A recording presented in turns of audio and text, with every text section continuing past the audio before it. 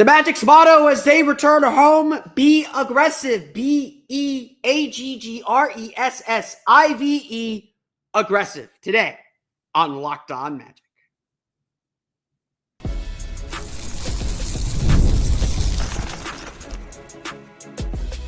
You are Locked On Magic, your daily Orlando Magic podcast. Part of the Locked On Podcast Network. Your team every day.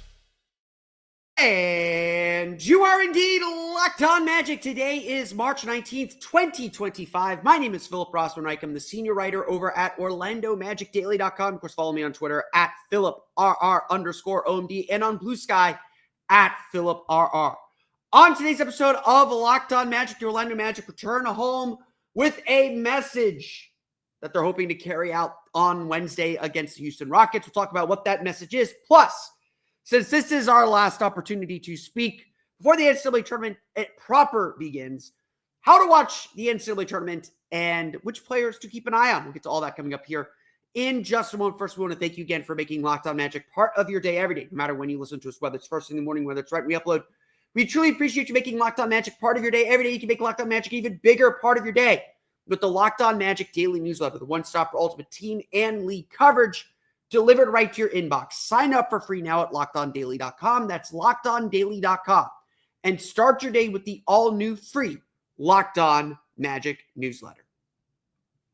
Today's episode of Locked On Magic is brought to you by Prize Picks. Download the app today and use code LOCKEDONNBA to get $50 instantly when you play your first $5 lineup. Prize Picks, run your game. This is the message that I have for the Orlando Magic. Before we get to what the Orlando Magic said, because they're more important than me, but this is my show. I get to say what comes first. The message that I have had for the Orlando Magic since Sunday afternoon, I know I repeated it at least 3 times on Sunday's episode. As big, as important, as great as Sunday's win felt, it does not matter if the Magic don't immediately follow it up with a big win today, Wednesday, against the Houston Rockets. Anybody can win a game in the NBA. But what the Magic want to find, what the Magic want to have, is they want to build consistency. That's as much the message as anything else we're going to talk about today, is the Magic are trying to stack up wins. I mentioned this yesterday. We are in the race to 40. First team to 40 between the Magic and the Hawks beat the Hornets on Tuesday. Back up a game in the standings, but again, Magic and Hawks play each other twice. Not a huge deal at this point. The trick here is the Magic have to start stacking up wins. They have not won consecutive games since the first game after the All-Star break. They have not won consecutive games within like a 3-day span since December. They have not won 3 straight games since before that. The Magic got to figure out a way to get wins more regularly and not just tread water. Although being at 500, that would be 38-43. That might get you in. I do think that the 7 seed is going to end up with 38 or 39 wins. So 500 might get you there the rest of the way if you just alternate wins and losses the rest of the way. I don't think that's good strategy. I think that's a bad idea, especially with 2 games against the Hawks. Luckily, there's a game in between them, so maybe that catches it the right way. Get to 40, go 8-5 over these last 13 games, and you're going to be hosting a play-in tournament game. As the 7th seed, you're going to win the Southeast Division, get to hang that nice banner inside the Advent Health Training Center. So how are the Magic going to do this? Yes, carry over the defense and intensity and energy and spirit that you had during this 5-game road trip. The Magic, Franz Wagner said it, they may have found something on this road trip. They may have found that little bit that they were missing or that little bit that they need to get over the hump, to give themselves this opportunity and this chance. Maybe they found it. Maybe they didn't. We're going to find out really quickly here. But here's the other thing at play. Here's the other thing that we have to consider, that we have to look at, that we have to think about. The Magic are seeking to carry over their aggression. We know what Paolo Banchero is going to give the Magic. 30 points per game over the last 5 games. He's been on efficient shooting, by the way, 48%, 42% from 3, 70 plus 73, 74, 75% from the foul line. Don't have numbers in front of me. We know what we're getting from Paolo. We, despite some struggles on this road trip, frankly know what we're getting from Franz Wagner. It's going to be around 22, 23, 24 points per game. The question, as I noted last week, is always going to be about the other players. The Anthony Blacks, the Kentavious Caldwell-Popes, the Wendell Carters. And that was as much a message from practice on Tuesday as anything else. How do you get these guys to be aggressive? That was the mindset Wendell Carter specifically was trying to say. Quote, guys like AB, KCP, myself, when we all are aggressive, it makes it a lot easier for everyone. Carter admitted himself that he is struggling offensively. And so he's got to find a way to contribute elsewhere. And he has started to do that a little bit more consistently with his rebounding, especially with his rebounding. But it's not just about scoring.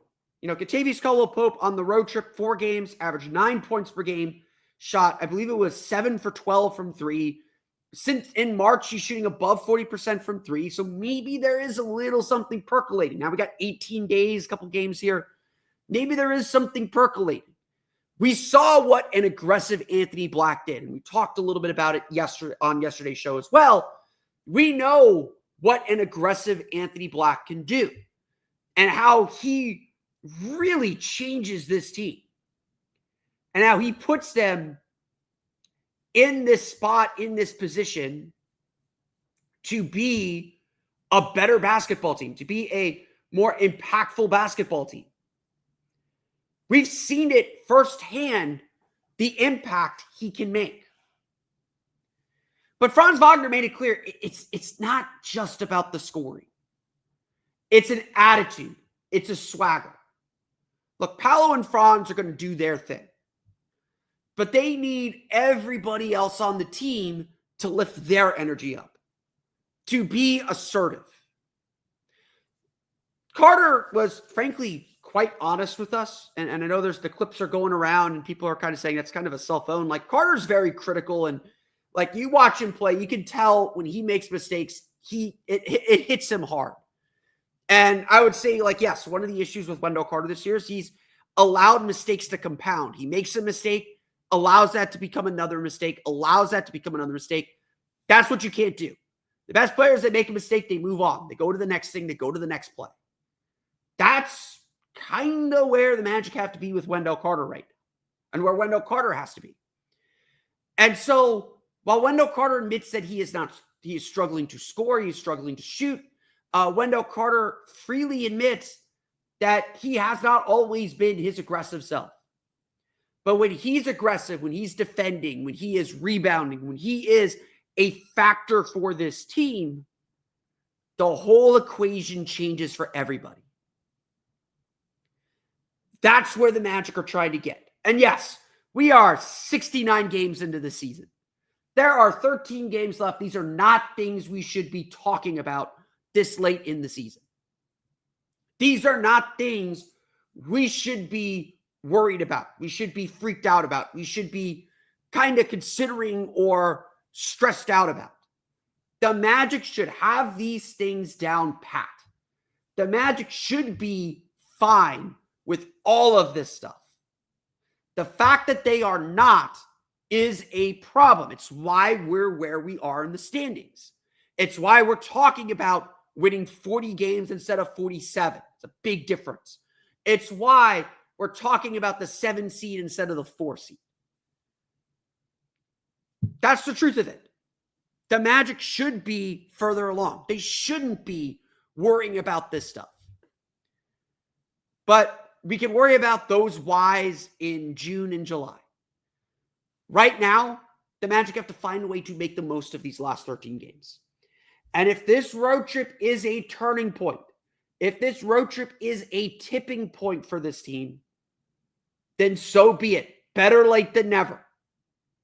Because the Magic showed against Cleveland They can compete with anybody. They can beat a team on a 16-game win streak. Yes, without Evan Mobley. Yes, on a really bad shooting night for them.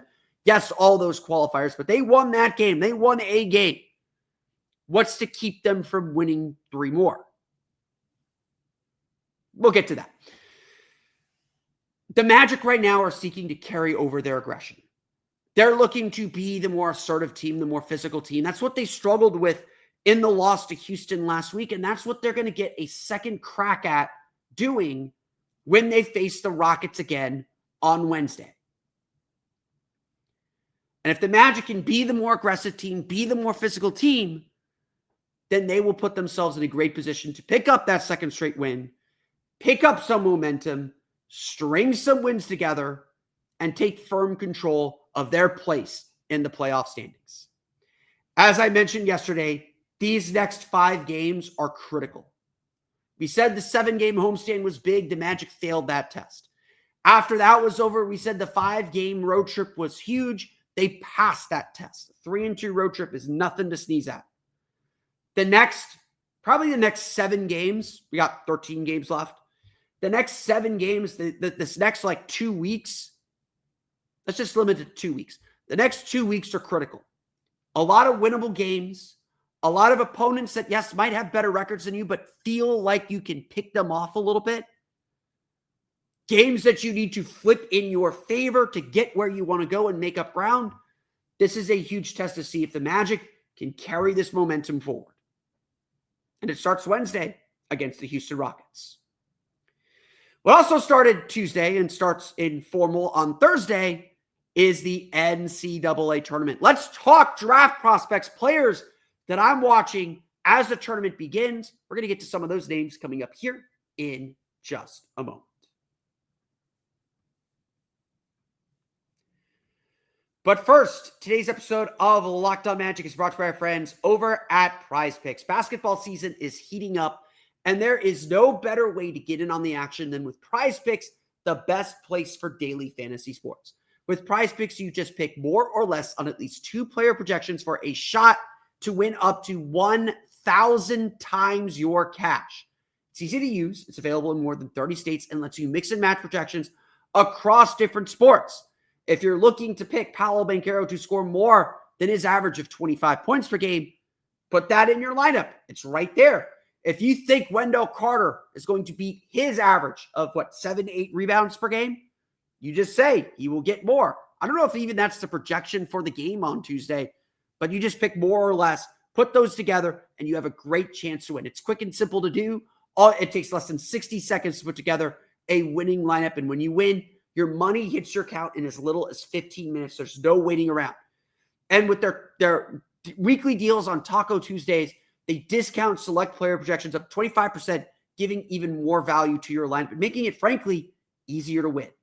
Download the app today and use code LOCKEDONNBA to get $50 instantly after you play your first $5 lineup. That's code LOCKEDONNBA for $50 instantly after you play your first $5 lineup. Prize Picks, run your game. Today's episode of Locked On Magic is also brought to you by our friends at Hungry Root. When it comes to grocery shopping and meal planning, I've had this ongoing problem. I just don't have the time, and frankly, I don't even know what to buy. I always go for those middle rows, and I know I shouldn't. Between work, life, and trying to eat healthier, you go for convenience rather than health, and you're constantly feeling stressed out about what you eat. When you go to the grocery store, you'll sometimes buy things you don't need, end up with too much, and no time to actually cook. And sticking to your health goals, well, it's still March. Those New Year's resolutions are still in play, but yeah, it's a struggle. But everything changed when I discovered Hungry Root. Honestly, it's been a game changer. It's the easiest way to eat healthy without all the stress. With Hungry Root, it's like having a personal shopper and a nutritionist all in one. They take care of your grocery shopping, recommending meals and groceries based on your tastes and health goals. From anti-inflammatory to high protein and gluten-free options. And the best part, every meal is ready in 15 minutes or less. I'm talking quick, healthy meals that actually taste great. All delivered straight to your door. It's been a huge time saver and has made healthy eating so much simpler. You're going to love Hungry Root as much as I do. For a limited time, get 40% off your first box and a free item in every box for life. Just go to hungryroot.com/LockedOnNBA and use code LockedOnNBA. That's hungryroot.com/LockedOnNBA. Code LockedOnNBA to get 40% off your first box and a free item of your choice for life. hungryroot.com/LockedOnNBA. The code LockedOnNBA. Do not miss out.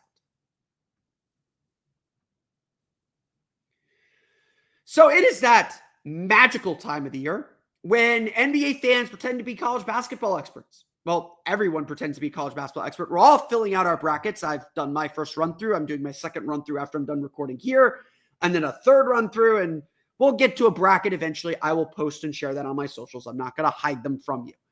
But today is my day to do tournament stuff. I have always come to the NCAA tournament with an NBA draft eye. I try to focus on the draft prospects. And like most good NBA analysts who don't have time for college basketball during the season, I do all my scouting during the NBA draft. That's not true. I've watched several prospects. I am familiar with a lot of players.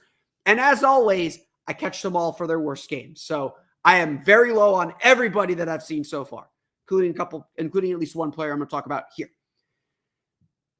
We'll talk about what the Magic want to get out of the draft in a little bit, but let me give you a few names to watch as we get ready for the NCAA tournament. If you're looking to focus on Magic-specific prospects or take your NCAA tournament watching on Thursday and Friday especially, and focus in on the Magic players or the players the Magic might be interested in, here are the players that I have listed out. I want to start at Michigan State. Always put Sparty in the Sweet 16. Doesn't matter they're seeding their 2 seed. They should get there. The player to watch on them is a very familiar name, Jace Richardson. He is the son of former Magic legend being a stretch there, Jason Richardson. Followed his father's footsteps to Michigan State. Had an excellent year, excellent freshman season at Michigan State. Jace Richardson is on. If you talk to a lot, I listen to a lot of Magic fans. Jace Richardson is very, very high on a lot of people's lists. They play Friday night. It'll be after the Magic game, 10 o'clock. So you get a good chance to watch him. Richardson averaged 12 points per game, shot 51.2% from the floor and 41.2% from three. Checks off those boxes, right? Relatively low volume, three attempts per game. But let me say this. I watched some tape on Jace. He is really shifty. 6'3" combo guard. Really good at, really fast, really speedy, good at getting to his spots, good at creating space, getting his shot off. This guy is a scorer. He is a bucket. And look, the Magic need buckets. Like we're going to talk about the Magic's needs, what the Magic should be looking for from this draft. They need guys who want to score. And Jace Richardson wants to score. That is his big goal. That is his big thing. He's not taking a lot of threes because he is attacking the basket, stopping and getting to his spots and hitting jumpers. The problem with Jace Richardson, and the reason why he might be when the Magic are picking, whether it's at 15 or 25, which the Magic are currently in line to pick 15th. If they stay in 8th, it'll be 16th that they get to 7th. They're currently in line. Denver's currently got the 25th pick. They'll get Denver's pick this year as part of the Aaron Gordon trade. Jace Richardson is only 6'3". In a lot of ways, he reminds me of Cole Anthony. He's like a speedier Cole Anthony. Not as good of a shot creator or jump shooter as Cole Anthony was in college. And again, Cole had the knee issues when he was at North Carolina. Jace Richardson is small. He's 6'3". He's not much of a point guard, not much of a passer. And I do wonder, while he is pretty athletic and pretty fast, is that going to play at the NBA level? The size is my biggest concern. And look, we know the Magic's type. We know the kind of players they like. We know the kind of people they're looking for. And Jace might be that person, but we know that the player type the Magic look for in the draft. Jace Richardson does not meet that for me. And that doesn't mean you throw him out. I don't think that means you say, oh, take him off your list. The Magic needs scoring, and this guy's a scorer. He is a bucket. He wants to get a shot off. He will get his shot off. He will score plenty of points. Again, 12 points per game isn't a lot. He's not like the main guy for Michigan State, but he does a lot. That would be the lack of playmaking, the lack of doing anything else. He's a freshman, got time to develop it, but he doesn't pop off. You know, he pops off with his speed, but he doesn't pop off the page with his size and his look. If there is a guy to watch this tournament, and a guy that I think before the conference tournaments the Magic probably thought, oh, this guy could be available for us at 25 when we do the Denver pick and could be our sneaky pick at the end of the draft. Now he may not be there past 15. He may not be there past the lottery. He's going to sneak in the lottery, I think. And that's Nique Clifford from Colorado State. It being the Magic, he transferred from Colorado. Don't know if Jamal Mosley will hold that against him, especially transferring to Colorado State. But Nique Clifford is a really interesting prospect. He is 6'8". He is a wing, like a combo wing. Really popped out of nowhere and played exceptional basketball to get Colorado State into the NCAA tournament. Like, over the last 10 games, Colorado State won 10 straight games, including the 3 in the conference tournament to reach the NCAA tournament. They played Memphis Friday afternoon. So again, before the Magic game, plenty of time to watch it. Memphis is a fun team. Penny Hardaway coaches them, really talented, really athletic. Colorado State is I think, one of the 12s that are favored to beat the 5 in this tournament. During that 10-game win streak, Nique Clifford averaged 22.1 points per game, 9 rebounds per game, and 5.1 assists per game.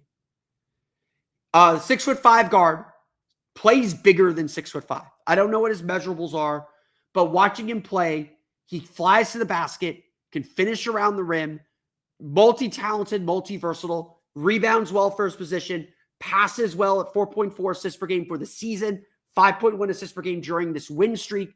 He had a really strong finish. On top of it all, shot 50.7% from floor, 39.8% from 3. I think the 3-point shot's still developing for him.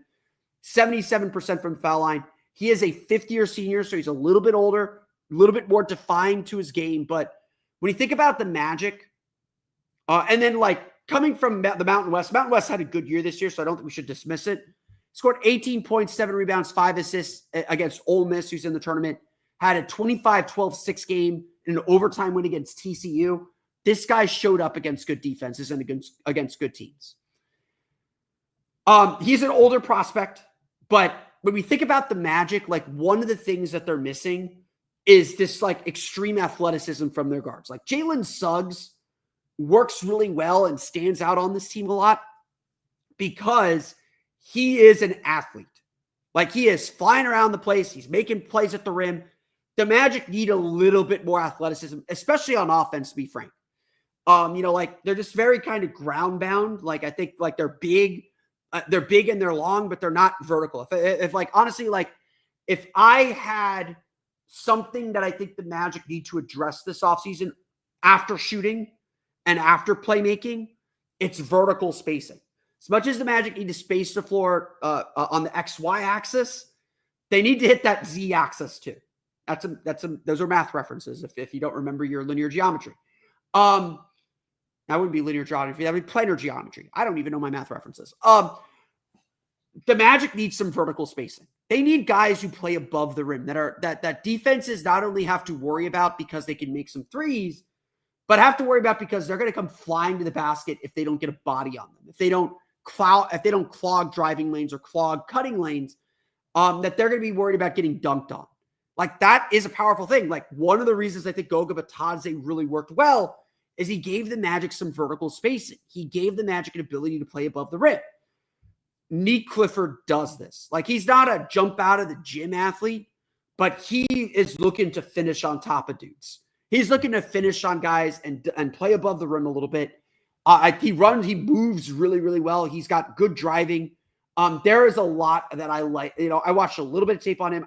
I am going to make it a point to watch this game against Memphis because he is the talk of the draft right now. And I think he is a prospect you should be watching. Like, let's all sit down and watch Colorado State Memphis Friday afternoon at 2. I think that's going to be like one of the big games for us to watch. And like, I think Colorado State's going to win the game. Like, I have Colorado State winning that game at the moment. Nique Clifford is someone to keep an eye on. And again, he's it's not that he's popped out of nowhere, but he's really climbed draft boards with the way he has finished, the way he has led his team, the way he has pushed his team into the tournament. This is a big thing. I have one more player I want you to check out. I want to highlight. We may do 2 more. We'll talk about that and then how you should be watching the NCAA tournament. We're going to get to that coming up here in just a moment. But first, today's episode of Locked On Magic is brought to you by our friends over at Robinhood Gold. With Robinhood Gold, you can now enjoy the VIP treatment, receiving a 3% IRA match on retirement contributions. The privileges of the very privileged are no longer exclusive. With Robinhood Gold, your annual IRA contributions are boosted by 3%, plus you also get 4% APY on your cash in non-retirement accounts. That's more than 8 times the national savings average. The perks of the high net worth are now available for any net worth. The new gold standard is here with Robinhood Gold. To receive your 3% boost on annual IRA contributions, sign up at Robinhood.com/gold. Remember, investing involves risk. Rates subject to change. 3% match requires Robinhood Gold at $5 per month for 1 year from first match. Must keep funds in IRA for 5 years. Go to Robinhood.com/boost. Over 8 times the national average savings account interest rate claim is based on data from the FDIC as of November 18th, 2024. Robinhood Financial LLC, member SIPC. Gold membership is offered by Robinhood Gold LLC. The NCAA Tournament is here, and so is the Bracket Breakdown. Locked On Podcast Network and Amazon Fire TV channels are teaming up to deliver NCAA Tournament coverage like never before. Watch studio shows featuring former players and Locked On's local experts as they guide you through every upset, buzzer beater, and bracket matchup. Stream it all for free on Amazon Fire TV channel. Search Bracket Breakdown to see it all for free. It's your team every day. Definitely be sure to check out the bracket breakdown from the Locked On Podcast Network. You can find that, I believe, on your Amazon Fire app on the over the service on the Fast whatever it's called. Definitely check that out. There'll be more details, I believe, in the show notes. But definitely keep an eye out on that. Great resource, having all these local experts helping you see the NCAA tournament, helping you get ready for the NCAA tournament. Locked On College Basketball. All the local Locked On podcasters won for so many, not every team like there is in the NBA, but for so many of the teams. So definitely check that out. I got one more name that I want to mention here real fast as far as players to watch in the NCAA tournament before I kind of give you how I'm watching the NCAA tournament and what I'm looking for as I prepare. I'm going to admit it, I'm a little lazy. I've been focused on the season. This is a big part of my draft prep is the impressions that I get from the NCAA tournament, right or wrong. But one more player I want to mention for player to watch in the NCAA tournament is Michigan center Danny Wolf. Yes, it's not an NBA, it's not a Magic draft episode unless we talk about a player from Michigan. Danny Wolf is a really interesting prospect. He's a 7-footer from Illinois, plays at Michigan. He's from Glencoe, Illinois. Went to Yale first, and Yale is a sleeper team that I have in my tournament as well. Went to Yale first, transferred to Michigan. His stats have not taken too much of a dip. This guy is, a lot of people call him a point center because he has a lot of point guard skills. He's an excellent passer, very, very smart player, big guy, obviously at 7 feet, plays well around the basket, can step out and hit threes a little bit, certainly well for a center. Makes great passes, can block shots. He averaged 1 point something blocks a little bit more than 1 block per game. Led the Big Ten in rebounding, played excellent against Derek Queen. You're like, since we're going to talk about going up against or how to watch the NCAA tournament, one of the things to watch is you're going up against other great opponents. You want to find matchups for players. Derek Queen is going to be a lottery pick. He's a center from Maryland, definitely someone to keep an eye on as well. Against Maryland this year, he had 20 points, 8 rebounds, and 21 points, 14 rebounds, both wins against the Terrapins, against Derek Queen. Now, Derek Queen plays some 4. I don't know if they were directly matched up, but assumingly some of that was against a lottery-level pick. So far this season, Wolf is averaging 13.1 points per game. Again, Big Ten leading 9.8 rebounds per game, also added 3.7 assists per game. There's a lot to like about Danny Wolf. And look, he is a player. He's a smart player, high IQ player, can block some shots, moves well around the basket, can score around the rim, can step out to 3-point line, defend the rim, all those things, make passes, like a lot of things that the Magic really like. he is definitely and absolutely should be on the Magic's radar again. I don't know if he's the player that I would pick at this juncture, but he is definitely on the team's radar. The issue with him is the other issue. It's the same issue that I talked about, or the thing that makes me really curious about Nique and about him coming out of Colorado State. It is that he doesn't have much vertical spacing. He's not an above the rim player, and I think like Wendell Carter is on the smaller side. Certainly, the plantar fasciitis and all the various leg injuries that he's had have kind of sucked some energy from him.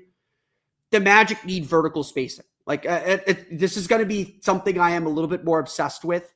The shooting is obvious. The all that, the creation is obvious. Like, those are more immediate needs. Like, I am comfortable with a healthy Wendell Carter as my starting center.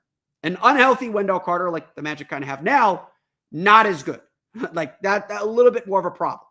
Wendell Carter, we mentioned in the first segment, is trying to find ways to contribute and be a bigger contributor to this team because he's struggling everywhere else. And the Magic need to get that right. But ultimately, the reason why I don't think Wendell Carter is the starting center for a championship team is the lack of vertical spacing, is the inability to play above the rim consistently, to block a crazy shot, to be a threat, to block, to come out of nowhere and block a shot. That's not his game. His game is positional. He's very good at that. Like, again, he's a really good defender for what he is. But you're going to need that extra oomph to beat a Boston, to beat a Cleveland, to beat Oklahoma City, to beat these elite teams in the league. And that's what the Magic need. And look, you're drafting at 15 and 25. You're not expecting to get starters. The Magic should be looking to fill in the needs that they have, or fill in the needs that they want. And look, this is a draft. The Magic shouldn't be going for projects. You might notice 3 of the 4 guys that I mentioned on this podcast are all seniors. Nique Clifford has been in college for 5 years. Danny Wolf has been in college for 4 years. I didn't mention Cam Jones from Marquette. He's another guy on my list that I'm going to be watching in this tournament. The only guy that Jace Richardson is the only freshman that I've spoken about on the show. The Magic need guys who can contribute pretty quickly and help them win immediately. That's something Tristan DeSola has largely done, but he's still a rookie. He still looks like a rookie. The criticism of Anthony Black is like they're still waiting on him to figure out who he is and what he is. We're 2 years in and we don't have a clue yet. The Magic aren't drafting for that. So let's close our NCAA tournament preview this way. How should you be watching the tournament? A, watch for your brackets. Like, pick a team, cheer for them, like, be the fan, all that. But if you're watching a player for draft purposes, A, I would say this. Don't put too much stock into the NCAA tournament. It is the great fallacy. It is the great fault of NBA people trying to parachute into the college sphere. These are 1 games. Anybody can have a bad game. Franz Wagner was terrible in the Elite Eight for Michigan. Really bad final impression. And one of the knocks on him was that he had a bad game in a pressure situation. Just like the Game 7 argument, never mind, he played well in the previous 2 games that got them there. If someone has a bad game, it's a bad game. Figure out why it's a bad game. Did they shoot the ball poorly? Okay, so what? The percentages say they'll be better. Did the defense focus on them a little bit more than they would have? Did they get doubled? Sure. Is that player going to be doubled when they get to the NBA? No. And so that's the second thing I would say as you're watching these tournament games. If you're watching Michigan State and Jace Richardson, or you're watching Michigan and Danny Wolf, or you're watching Colorado State and Nique Clifford, think about how the Magic are going to use them. What skills do they have that the Magic can use? More likely than not, if the guy's taken 25 shots, and this is a great example for Cam Jones from Marquette. Cam Jones, another kind of combo guard, really well built, really crafty getting to the basket. Shooting's a little suspect, but he has the ball in his hands a lot. His role is to get downhill, get to the hoop. He does that very, very well. And he's taken on a larger role. His efficiency dropped this year because he didn't have Tyler Kolek, he didn't have Oso Ighodaro, who all went to the NBA draft. He stayed. He's the man. The possessions where he's the man are important because the Magic do need that skill. But if he's clanking a lot of shots because he's taking mid-range jumpers, that's not as important as on the 2 or 3 or 4 or 5 possessions where the ball swings to him. What are his decisions? How does he play when he does that? Because that's the role he'd play with the Magic. Would the Magic use him as a point guard? That's the role that would matter. And so that's what I would say is, if you're watching a Jace Richardson and he's taking a lot of shots or he's trying to create and set things up, the Magic might use him the same way. And so that might be more significant than, say, if Nique Clifford has a bad shooting game or has a bad creation game. Because in reality, the Magic probably wouldn't use Nique Clifford that way. They'd use him as a cutter and slasher. So if he gets some points or shows some signs in transition or moving without the ball when he gets that opportunity, that might matter more for the Magic and in deciding whether he is someone that fits them. It's great. I say this a billion times about Summer League. It's better to know a player can do something than they can't. So if Nique Clifford comes out and has a 25-point game on 10 for 21 shooting or whatever it is, it's good to know he can do that. That's not a bad thing to have players who can do that. But if he's doing it all just on ISOs or, wild attacks to the rim or, whatever, I'm going to sit there and be like, that doesn't, it's great to know he can do that. That is something the Magic need, but that doesn't tell me if he's the right fit for the team. I'd rather see, as a Magic fan or as a Magic scout, I want to see the possessions where the ball swings to him and he has the decision to shoot an open three or the decision to attack a closeout. What are his reads there? How does he run in transition? All those things. And so, literally, even in NCAA tournament games where I care about the result and I'm interested in the result, try watching the prospect only. Don't worry about where the ball is. Have context of where the ball is, but watch what the prospect does and how they move and how they interact, especially without the ball. Because the reality is the Magic got Paolo, the Magic got Franz. They're going to have the ball a lot. They got Jalen Suggs. He's going to have the ball his share. And look, the Magic need more creators. They need more scorers. I don't think they should thumb their nose at guys who have the ball in their hands a lot. But they're going to need guys that fit into this puzzle. And ultimately, this is the great quandary of the draft, and we will talk more about it after the season ends, but let's tee it up here. Do the Magic actually need another rookie? They certainly don't need 2. And so it feels very likely that while the Magic, I think, should have targets, they should be willing to combine these picks to trade up, maybe even into the lottery to take a Derek Queen, who's a really athletic player. I caught him on a bad game against Northwestern, but to take a Derek Queen, to try and move up, to take maybe a Kasper Siakis if he falls, great shooter from Illinois. They should be looking to move around this draft or move out of this draft to get veterans who can help them win now. It's going to be one of the great debates. We'll get to it when we get to it in the offseason. But for now, enjoy the NCAA tournament. Enjoy watching these prospects for the last time before we get to combine stuff. And we'll see how things shake out as the Magic have a very, very big draft coming up in June. But that's going to do it for me today. I want to thank you all again for listening to today's episode of Locked On Magic. Of course, find me on Twitter at PhilipRR_OMD. Find me on Blue Sky at PhilipRR. You can subscribe to the podcast on Apple Podcasts, Stitcher, TuneIn, Himalaya, Google Play, Spotify, Odyssey, and all Filming Steel podcasts to your podcast-enabled listening device. You can find us as well on YouTube. Just search for Locked On Magic, and on Instagram at Locked On Magic. For the latest on the Orlando Magic, be sure to check out OrlandoMagicDaily.com. You can find us there on Twitter at OMagicDaily. And for even more Orlando Magic content, be sure to check out my Patreon page, the Orlando Magic Hub, at patreon.com/Orlando Magic Hub. I will be at some point, probably over the weekend at this point, posting my first big board for the Orlando Magic. I'm going to do that on my Patreon page first. So if you want my draft thoughts, my early draft thoughts, that's the place to go. Again, check that out at patreon.com/Orlando Magic Hub. As always, thank you for your support. As if that's not enough, your favorite podcast now has a newsletter. Introducing the Locked On Magic Daily Newsletter, the one-stop for ultimate team and league coverage. delivered right to your inbox. Sign up for free now at LockedOnDaily.com. That's LockedOnDaily.com and start your day with the all-new free Locked On Magic newsletter. That's going to do it for me today, though. I want to thank you all again for listening to today's episode of Locked On Magic. For Orlando Magic Daily and Locked On Magic, this has been Philip Rossman-Reich. We'll see you all again next time for another episode of Locked On Magic.